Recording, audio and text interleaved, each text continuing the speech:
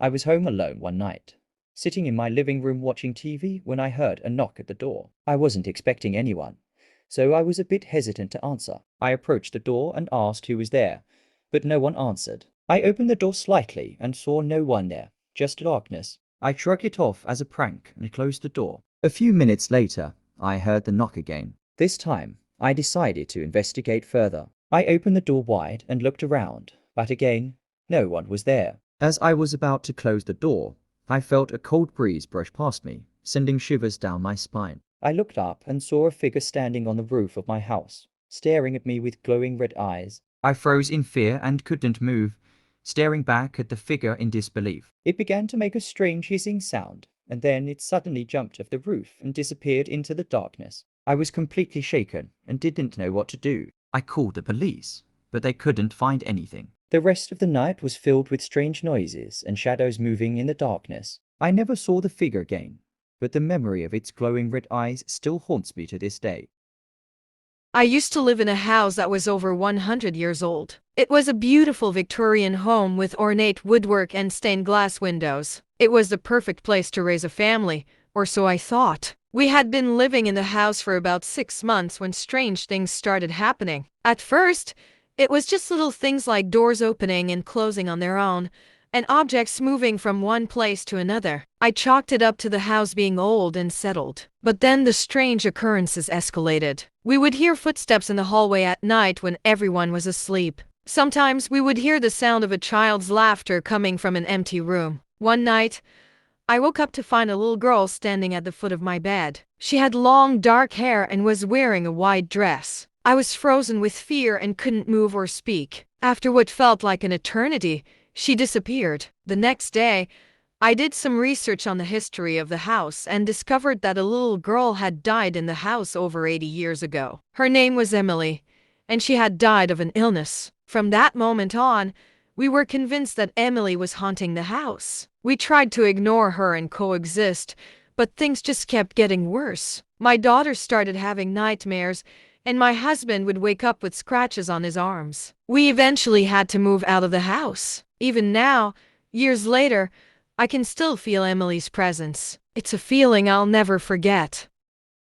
I used to work the night shift at a convenience store in a small town in the middle of nowhere. It was usually pretty quiet, but one night I had a strange encounter. Around 2 a.m., a tall man in a long coat walked in. He didn't say anything, just stood at the end of one of the aisles and stared at me. I tried to ignore him and go about my work, but I could feel his eyes on me the entire time. After a few minutes, he walked over to the counter and asked for a pack of cigarettes. As I reached for them, he leaned in close and whispered, "Don't be afraid. I won't hurt you." I was terrified, but managed to give him his change and watched him walk out of the store. The next night, the same man came back at the same time. This time, he bought a candy bar and again whispered to me, "Don't be afraid. I won't hurt you." I tried to act normal, but my heart was racing the whole time. This went on for several nights. Each time, the man would come in, buy something small, and whisper those same words. I started to dread seeing him, but I didn't want to quit my job. One night, the man didn't show up. I breathed a sigh of relief, thinking maybe he had moved on. But then, just as I was about to close the store for the night, he burst through the door. He was carrying a large kitchen knife and lunged at me. I managed to dodge him and run out the back door, but I never saw him again. To this day, I have no idea who that man was or why he targeted me, but I'll never forget those whispered words and the feeling of sheer terror I felt every time he came into the store. I was driving home from work late at night when I noticed a car following me. At first, I didn't think anything of it since it was a busy road and there were a lot of cars around. But as I got closer to my house, I realized that the car was still following me, and it was the only one left on the road. I started to get nervous and decided to take a few extra turns to see if the car would continue following me. Sure enough, it did. I was really scared at this point. So I called a friend and told her what was happening. She told me to drive to the police station, which was only a few blocks away. When I arrived at the police station, The car that had been following me drove off. I was relieved, but I still wanted to make a report. Just in case. When I gave the officer my information, he looked at me strangely and asked me if I was sure that the car had been following me. I told him yes, but he seemed skeptical. A few days later, I received a call from the police department. They had traced the license plate of the car that had been following me, and it turned out to be a stolen vehicle. The driver was still at large, and the police were warning people to be extra careful when driving alone at night. I never found out who was behind the wheel of that car, but I was glad that I listened to my instincts and drove to the police station. It could have ended much worse if I hadn't. I used to work the night shift at a nursing home.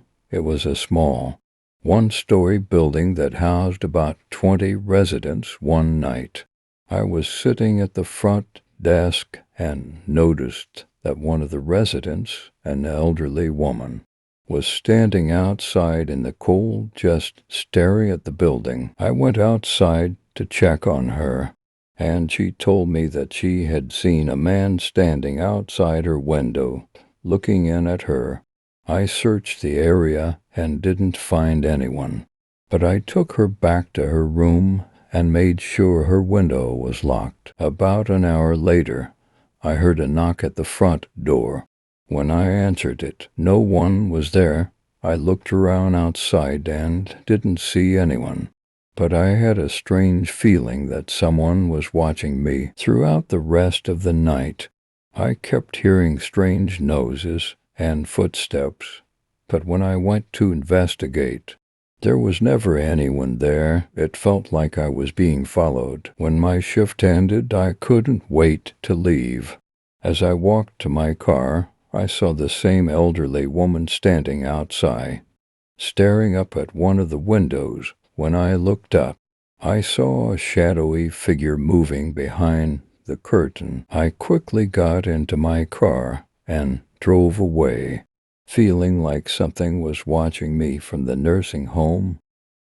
I was staying at my cousin's house for the weekend. It was an old, creaky house with long hallways and dark corners at night. The house was silent except for the occasional sound of the wind outside.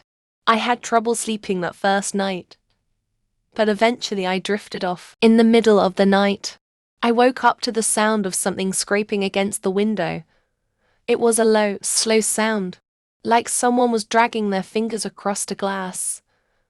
I was too scared to look, so I just lay there in bed, trying to convince myself it was just the wind. But then I heard a voice. It was faint, but I could make out the words, "Let me in," it said. The voice was raspy and cold, like it was coming from the depths of the earth. I didn't move. I didn't even breathe. I just lay there, staring up at the ceiling, listening to the voice outside the window. It kept repeating the same phrase over and over again.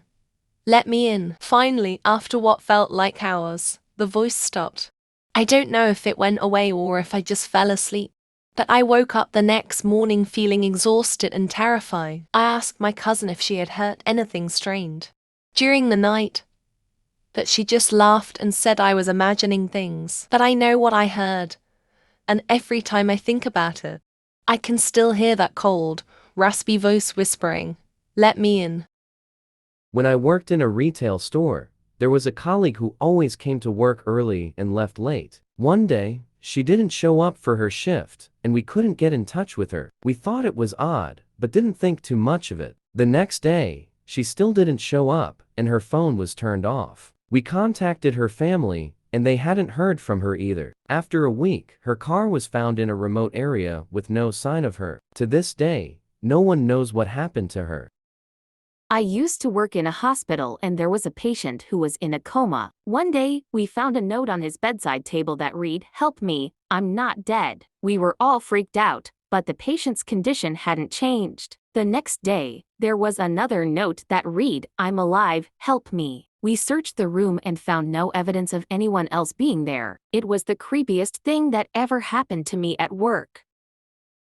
I work as a night security guard at a large warehouse, and there's a lot of weird stuff that happens during the graveyard shift. One night, Around 2 a.m., I was doing my rounds when I heard a strange noise coming from one of the storage rooms. It sounded like a deep, guttural growl, and it was coming from behind the door. I tried to ignore it and keep walking, but the sound only got louder and more intense. I couldn't shake the feeling that something was watching me from the other side of the door. Finally, I decided to investigate. I slowly pushed the door open and peered inside. The room was completely empty, and there was no sign of any animal or person that could have made the noise. I quickly shut the door and made my way back to the security room, feeling like something was following me the whole way. To this day, I have no explanation for what happened that night, and it still gives me chills thinking about it. Subscribe to the channel. Do not disappoint me.